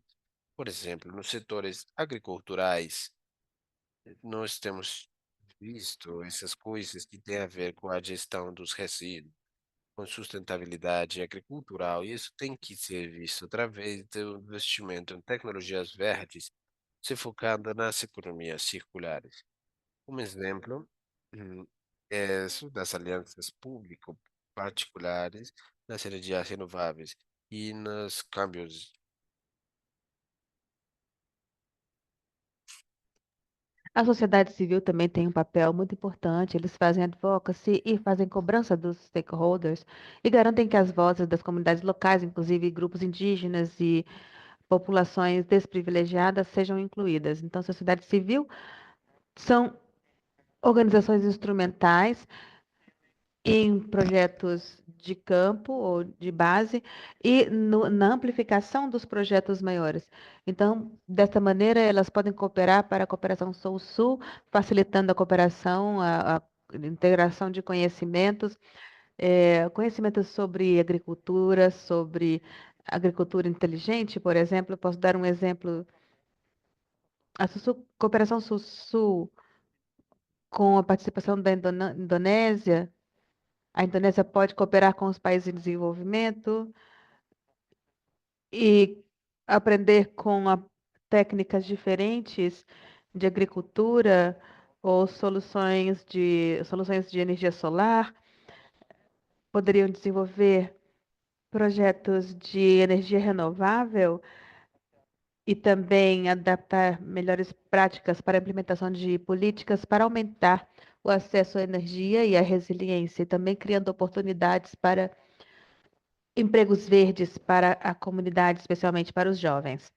Nós estamos falando sobre liderança, protagonismo juvenil. As pessoas jovens são muito críticas desses esforços porque, especialmente através da educação STEM, a Indonésia tem alguns exemplos. Nós temos um projeto chamado Indonésia Manata. Ele, traduzido para o inglês, seria Professores da Indonésia. Esse programa é criado por estudantes das cidades, dos centros urbanos, para irem para os centros, para as comunidades rurais ensinar. Nós temos milhares de ilhas, né, na Indonésia, e o desenvolvimento é diferente em áreas diferentes, e a maior parte do desenvolvimento é feito na ilha de Java, onde está a capital. Mas se nós saímos para a área rural, Papua, por exemplo, que é a parte mais a leste da Indonésia, as escolas nessa área são diferentes, desculpem, do que nós temos nas áreas urbanas. Então, alguns alunos de ensino médio muitas vezes não conseguem nem ler, não conseguem ler e escrever direito, porque por causa da falta de infraestrutura nas escolas, a falta do acesso à tecnologia, a falta de bons educadores, então eles não têm igualdade de acesso, não existe igualdade de acesso à educação. Então, quando falamos da liderança juvenil nesse setor, eu gostaria de também enfatizar que é importante a gente garantir que haja igualdade de oportunidades em termos de educação para todos, no mundo inteiro, no país inteiro, para assegurar que todos possam crescer juntos. Na Indonésia também existem escolas iguais, escolas de igualdade, em que a sustentabilidade está no centro da educação, porque eu acho que é muito importante termos uma mentalidade de sustentabilidade desde que nós somos jovens, porque educação vai ser uma ferramenta muito importante para assegurar que o futuro, que as gerações futuras possam ter a sustentabilidade como prioridade. Certo? Muito obrigada. Muito obrigada por essa fala muito holística. E essa sua fala cobre a questão da infraestrutura, capacidade humana e desde uma idade bem jovem é importante que isso seja entendido, que todo stakeholder tem um papel a desempenhar. Muito obrigada. Com relação à parceria público-privada, isso também é uma coisa, uma prioridade muito importante das nossas abordagens de parceria, as abordagens que o senhor mencionou hoje, por exemplo, o projeto que nós estamos desenvolvendo junto com a- o Escritório de Cooperação Sul-Sul.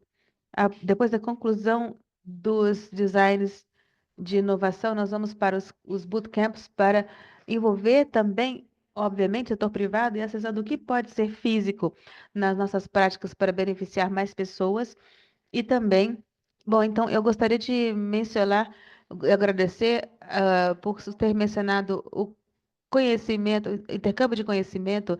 Esse é o termo-chave. A criação de conhecimento, o compartilhamento, agora o intercâmbio de conhecimento, isso precisa ser liderado pela juventude e concretamente transferido para o sistema de suporte em que as pessoas jovens possam mobilizar esse conhecimento como ferramentas para transformar isso em ação. Então, muito obrigado por essa abordagem bastante holística e também obrigado por mencionar essas lindas ilhas da Indonésia. A gente é um lugar que todos nós achamos lindo. Então, esta nossa próxima palestrante vem de uma ilha também muito bonita, Samoa. Andrea representa a Universidade Nacional de Samoa, a Associação da Universidade de Samoa. Eu também quero acrescentar que 2024 é um ano muito importante para o desenvolvimento das ilhas, porque as ilhas vão ter a quarta Conferência Internacional de Desenvolvimento Sustentável das Ilhas, e esse é um encontro que acontece a cada 10 anos e direciona as estratégias para o futuro. E está na hora de trabalhar em contextos diferentes, especialmente das áreas marginalizadas das comunidades que vivem em ilhas. Então, qual é o papel da juventude na formação de políticas e práticas para um futuro mais sustentável, mais verde na Samoa? Qual a sua perspectiva dentro da nossa comunidade? Olá a todos, eu sou Audrey. Desculpe muito, desculpe profundamente por errar seu nome. Sem problema, mas às vezes eu não pronuncio nem o meu nome corretamente, perdão. Não, não tem problema. Olá a todos, eu sou a Audrey. Minha apresentação vai falar sobre Samoa, porque é o que eu conheço. Eu estou falando em nome da minha região, então estou aqui representando apenas 10% dos estados, infelizmente, mas eu vou tentar o melhor possível para dar uma apresentação bastante compreensiva. Quero que vocês entendam o contexto do meu país. Então, primeiramente, quero falar sobre alguns dos comentários sobre as discussões que tivemos hoje. A maior parte da minha palestra será sobre isso, porque, infelizmente, eu não me preparei muito, mas eu vou falar sobre o que foi dito hoje. Primeiramente, qual é o papel da juventude na formação de políticas e práticas para um futuro mais verde e sustentável? Bom, eu tenho uma resposta curta e uma resposta longa para isso. Minha resposta curta seria nada. A resposta mais comprida é: enquanto existe advocacy, alguns líderes que estão tentando o seu melhor em algumas áreas específicas, entre as centenas de milhares de estudantes que nós temos, isso realmente é muito pouco, é nada em termos de fazer realmente alguma diferença. Então, por que eu estou falando isso? Porque, infelizmente, os países como Samoa têm problemas maiores. Quando nós falamos sobre educação superior, que é um dos pontos principais desta discussão, a questão é que as pessoas que precisam da educação superior e que deveriam estar recebendo essa educação, pessoas com deficiência, pessoas marginalizadas, pessoas com deficiência raramente têm esta, pessoas que vivem com deficiência raramente têm essa oportunidade e são deixadas de fora, assim como estão sendo hoje. Então, quando nós falamos sobre inclusividade, estamos falando sobre equidade e como aliviar esses problemas maiores que os países têm, não apenas temos apenas essa barreira de linguagem que já foi mencionada, mas também a de gênero, nós temos também a barreira de, como eu disse, as pessoas com deficiência. Esse é um enorme problema que nós temos também nos nossos países de desenvolvimento, que é a questão da pobreza. Quando chegamos à inclusão das culturas indígenas nas universidades, por que também não falar em universidades indígenas ou quando mencionado antes, universidades não tradicionais, nós podemos falar muito, quanto quisermos sobre incluirmos mais pessoas, indígenas na universidade, mas ao mesmo tempo, essas universidades, como elas tentam endereçar o contexto de onde vêm essas pessoas, eu reconheço que existem bolsas para tentar incluir, para tentar capturar esse potencial que nós temos de lideranças jovens, mas quando nós falamos de indivíduos de outros países, aprendendo sobre o contexto daquele país, você aprende sobre como construir naquele país.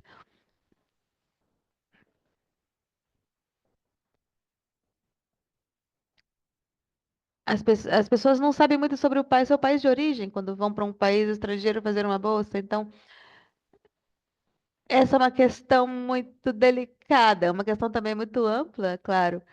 Eu não consegui aproveitar o máximo que eu poderia desse tema. Mas quando falamos sobre a juventude, como a juventude produzir um futuro sustentável, quando falamos de pequenas ilhas, de estados de ilhas em desenvolvimento, e quando falamos, nós estamos falando sobre um grupo bem amplo de ilhas, um número grande de ilhas. Quando falamos sobre isso, estamos falando sobre uma diferença enorme, não apenas em termos de população, mas também de tecnologia, quando falamos das pessoas que vivem em ilhas diferentes. Existe um número grande de jovens deixados para trás quando falamos sobre eletricidade, por exemplo, que dirá digitalizar, ter acesso à cultura digital. Então, nós temos vários projetos de curto prazo, tentando desenvolver líderes jovens, mas no longo prazo, por exemplo, nós dizemos, nós precisamos ter jovens na universidade. Ok, mas depois que elas saem da universidade, existe emprego para essas pessoas? Porque muitas vezes não tem, não tem emprego. Então, suas opções são fazer um upscale, o que é, ou melhorar de renda, o que é difícil para pessoas que vivem na pobreza, ou saírem dos seus locais de origem, o que é ainda mais difícil para pessoas que vivem na pobreza. Então, eu acho que isso para mim eu acho que é o que eu consigo me sentir confortável em contribuir para essa discussão. Muito obrigada, Audrey. Deixa eu dar a você um pouco de esperança para começar, se eu puder. Bem, eu gostaria de compartilhar o trabalho incrível que tem sido feito de integração de pessoas jovens no processo decisório da educação e suas práticas. Então, com o Fórum de Estudantes Sul-Sul, no ano passado, nós falamos de três aspectos. Primeiramente, nós reservamos no nosso quadro de governança um assento para a liderança da juventude. Então, a juventude vai poder falar sobre as decisões vão participar do processo decisório para as mudanças na educação do nosso, da nossa direção. E nós também designamos um conselheiro jovem para cada linha de trabalho da Unesco, para cada um dos projetos que nós temos. Então, sua amiga Alex, que está do seu lado, é uma pessoa que está envolvida na linha de desenvolvimento de capacidade. Ela revisa os programas de capacidade que servem para treinar os professores, reitores e outros stakeholders das universidades na integração dos comentários e o expertise que as pessoas jovens têm. É isso que nós precisamos. Então, deixa eu te dizer que tem esperança e nós encorajamos você a se juntar a nós para o terceiro trabalho que vai começar esse ano, o trabalho de desenvolvimento de diretrizes institucionais para apoiar o engajamento da juventude no nível institucional, de desenvolvimento das políticas e práticas. Então, essa é a mensagem para a Audrey, mas também para outros jovens que podem estar aí nos assistindo. Nós estamos trabalhando e fazendo progresso. E, claro, que tem muito para fazer, mas vamos fazer juntos. Muito obrigada por trazer também o aspecto das lacunas. E falando sobre o trabalho importante de mapeamento que precisa ser feito antes de entrarmos no contexto, antes de nós trazermos simplesmente é, rótulos sobre as pessoas, quem deve, como que deve ser feita a inclusão. Existem potenciais para as pessoas jovens, potenciais oportunidades para que vocês aproveitem, porque o futuro é de vocês. Então, obrigada. E com isso dito, gostaria de convidar o nossa terceira panelista, a senhora Elizabeth Kibudo, que é co-presidente do Observatório Internacional da Universidade de Paris, Côte d'Ivoire, e para a implementação de currículos. Então, eu gostaria de que você, senhora, falasse sobre uma abordagem unificada para ah, uma abordagem integrada para promover a sustentabilidade no Sul-Sul. Essas apresentações ultimamente, as últimas foram brilhantes, então eu gostaria de falar sobre a- o nosso grupo. Eu uso meu tempo livre para trabalhar e fazer causar impacto quanto eu posso positivamente para impactar a sustentabilidade e a boa governança, o DEI, e o trabalho como DNA, e para promover os Objetivos de Desenvolvimento Sustentável. É por isso que eu estou aqui hoje. Então, muito obrigada a todos, a Unesco e a ONU, pelo convite para contribuir para esta mesa redonda sobre interculturalidade no sistema educativo dos STEM, especialmente a educação holística verde, e por tornar o meu feriado, estou de férias, me tornar esses dias de férias como um momento de colaboração para a promoção dos ODS em todo o mundo. Obrigada. Então, a sua pergunta é muito interessante e a resposta não é tão simples. Na verdade, eu, entre outras, estou comprometida em promover a liderança de jovens para um futuro mais sustentável. Então, eu participei do modelo piloto do STEM na África do Sul 10 anos atrás, e nós contamos com o envolvimento da sociedade civil, das universidades, do setor privado e jovens de vários países cobrindo essa discussão do sistema STEM. Um dos melhores resultados deste esforço foi o ganho de confiança ao longo dos anos e o consentimento e a formação dessas lideranças. E muitos deles, as lideranças durante este trabalho decidiram lançar seus próprios trabalhos e tiveram maior coragem para tomar iniciativas que antes eles julgavam ser impossíveis. Nós mudamos isso por causa do nosso modelo de parcerias,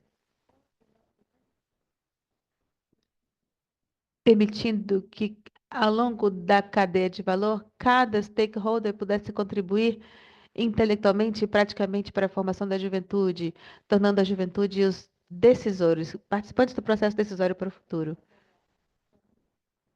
Um estudo do professor Renoir Delpis Laban, da Universidade de Paris, nós formamos um observatório da juventude para promover as lideranças, a liderança entre os jovens, transformando isso em currículo, envolvendo-os em projetos na África, por exemplo. E quando eu digo África, eu quero dizer que qualquer pessoa, empresa, companhia, sociedade civil, governo, instituição interessada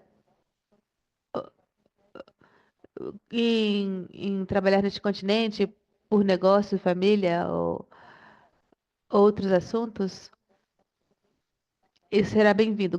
Eu estou envolvida nessas parcerias, na promoção dessas parcerias e em projetos de transição energética na região do Sul-Saara e na preservação do meio ambiente e ações climáticas. Nós temos que mudar, mas temos que mudar em nós mesmos e podemos fazer muito mais em todo mundo se nós tivermos mais apoio e recursos. Então, esta mesa redonda também é muito bem-vinda. O nosso projeto precisa de visibilidade para impactar mais lideranças juvenis na promoção dos ODS em países em que a educação superior ainda está abaixo do esperado. Minha contribuição hoje, e tentando ser curta e objetiva, se trata de relatar esses alcances até hoje e falar sobre a inovação construída pelas parcerias na promoção de todos esses projetos e todos os trabalhos que eu escolho apoiar. Não tenho dúvidas de que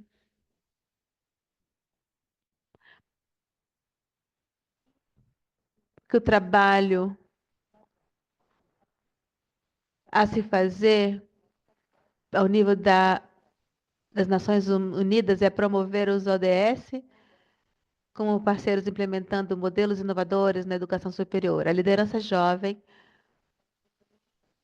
as iniciativas verdes ecológicas e, principalmente, o Museu da Escravidão Virtual sobre o povo preto e sobre a escravidão. São coisas que ajudam as nossas instituições a chegarem ao nível que espera as Nações Unidas. Então, gostaria de agradecer à Unesco, ao Fundo, ao Environment Fund, para nos ajudar. Peço que nos ajudem a alcançar nossos objetivos, como, por exemplo, acabar com a poluição por mercúrio, que eu tenho tanto ouvido falar. Eu agradeço a todos por sua atenção. Obrigada, senhora Elizabeth. É muito bom aqui escutar todo o seu histórico, no seu papel no setor privado também, na universidade, e as responsabilidades e a mentalidade que a senhora tem feito em mobilizar recursos pela sustentabilidade. Isso é o que nós vemos em muitas empresas do setor privado, e nós pedimos que o setor privado se engaje mais no apoio a iniciativas pela sustentabilidade, beneficiando o nosso planeta todos juntos. Então, apenas aqui uma ênfase sobre a questão da visibilidade. O que me toca, que é muito importante, pensarmos em fazer coisas assim tão importantes, mas que a gente também deixe que as outras pessoas saibam o que nós estamos fazendo e o que tem funcionado. Isso é uma prática de troca e é uma prática de disseminação, para que todos possamos engajar mais pessoas. Então, não se preocupem, se vocês estão fazendo uma coisa boa, informem o mundo. E assim nós concluímos a nossa terceira mesa. E eu vou, primeiramente, eu acho que nós fizemos muitas perguntas de US$ 1 milhão aqui, e nós vamos pedir que as mentes que falaram sobre essas perguntas, nossos participantes online, eu gostaria de invitar Vale e Francês para virem aqui para se prepararem para a sessão depois das perguntas, enquanto a gente se prepara para a conclusão do evento. A pergunta principal é: quais são as recomendações para a integração e interculturalidade nos sistemas STEM? E, se possível, como seria? Se possível, nós gostaríamos de que cada um dos nossos panelistas fale realmente uma frase, 30 segundos, não mais, e fale sobre uma recomendação para a integração da interculturalidade no STEM, na educação STEM. Eu fiz algo bastante parecido em julho. Eu tinha um sininho, a cada 30 segundos eu tocava um sininho. Eu não tenho aquele sininho hoje comigo, então eu vou usar uma palma. Eu não vou colocar ninguém aqui no. highlight, desculpe, embaixo do holofote, então, voluntários, quem quiser falar sobre essa questão, pode falar. Tem 30 segundos.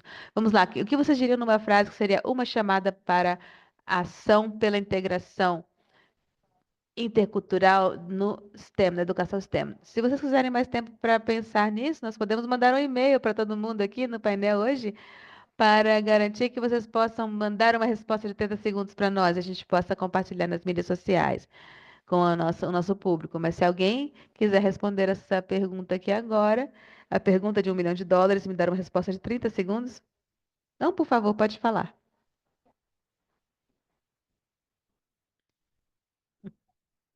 Vamos lá. Começando com o que nós temos, que é o Bootcamp, reavaliem seus bootcamps. Vocês já fizeram alguma coisa no Bootcamp para integrar a interculturalidade? Olha, foi rapidinha. Ela foi bem rápida. O professor pode falar?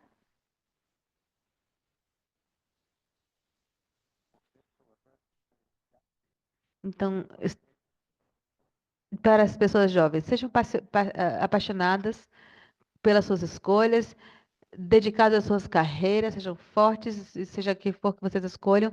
Ciência, tecnologia e engenharia são coisas maravilhosas, mas muito importante é que vocês tenham contato com pessoas sobre origens diferentes, países diferentes, lugares diferentes. E esse é um ponto-chave no que é esperado de vocês. Então, se relacionem com pessoas diferentes. Criem redes.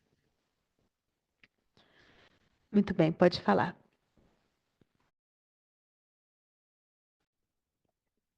Obrigada. Tem muita coisa que pode ser dita, mas você pode dizer, invistam no seu próprio conhecimento, no conhecimento das pessoas envolvidas nessas transformações para aprendizagem intercultural. Se alguém disser para você que já alcançou competências interculturais e que estão ali com tudo na mão, você sabe que você pode perguntar para outra pessoa, porque esse aprendizado nunca acaba.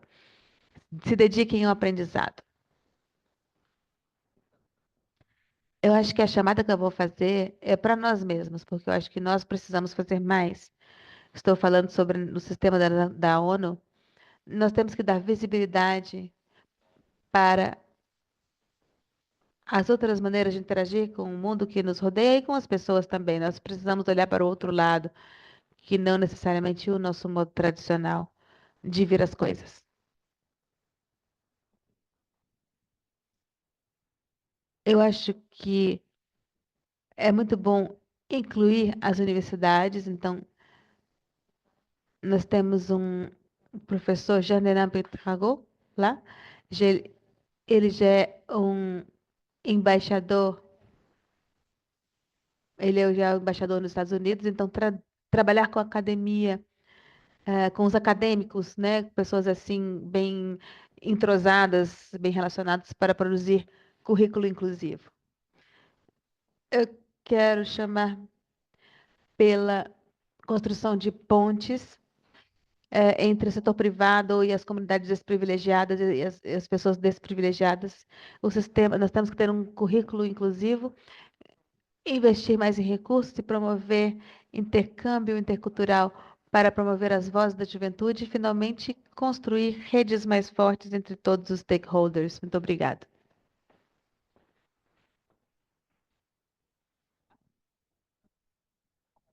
Antes de eu falar, o sino tocou? Já terminei? Tá.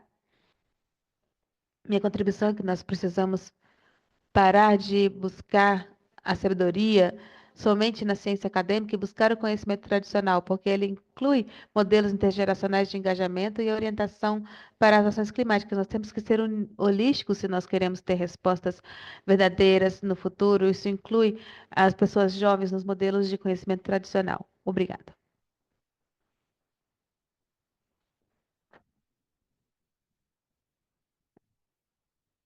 Primeiramente, as universidades precisam apoiar mais a juventude nos processos decisórios, como nesta semana. e fazer um apelo, eu faço um apelo aos estudantes que não deixem os decisores comprometerem a qualidade do nosso sistema educacional.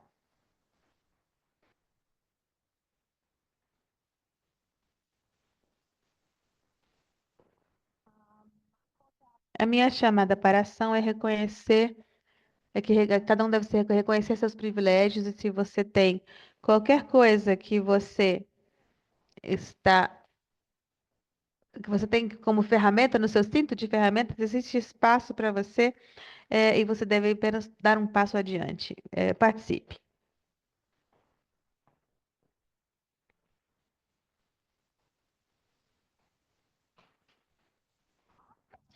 Ok, excelente.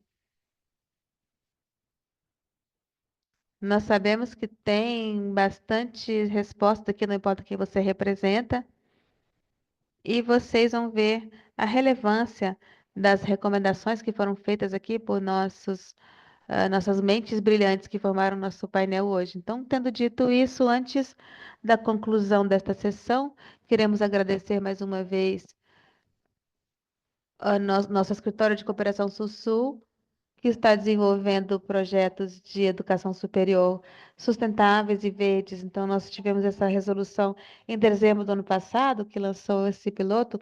Nós queremos que o mundo saiba como a educação tem progredido nos sistemas TEM ao longo em todo o mundo, usando os 4 pilares que o Francesco apresentou na sua fala de abertura. Gostaria de convidar a Frances e Vale para fazer o aviso do que está acontecendo dentro do arcabouço da educação superior. Eu gostaria de agradecer a todos pela perspectiva de hoje sobre as barreiras e como as organizações como nós podemos fazer parcerias entre organizações.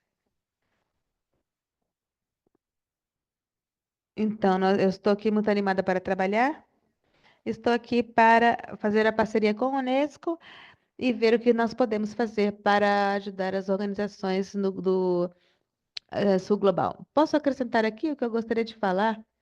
Eu gostaria de expressar a gratidão da Unesco, porque não é sempre que nós temos oportunidades, como as que o senhor mencionou, por exemplo, de engajarmos o setor privado numa conversa como esta, que é muito difícil. Porque realmente é muito desafiador para os nossos sistemas de vida, nossos modelos econômicos, nossa forma de lidar com o meio ambiente e a maneira como nós nos relacionamos com as comunidades tradicionais e vulneráveis. Eu gostaria de expressar nossa gratidão por vocês fazerem esse esforço, que eu acho que vai, ao fim das contas, compensar, vai ser uma oportunidade que vai abrir muito espaço para muitos de nós. Muito obrigada. Obrigada a todos e vamos encontrar mais sementes, plantá-las e regá-las juntos para que o futuro possa nos proteger a todos. Muito obrigada a todos.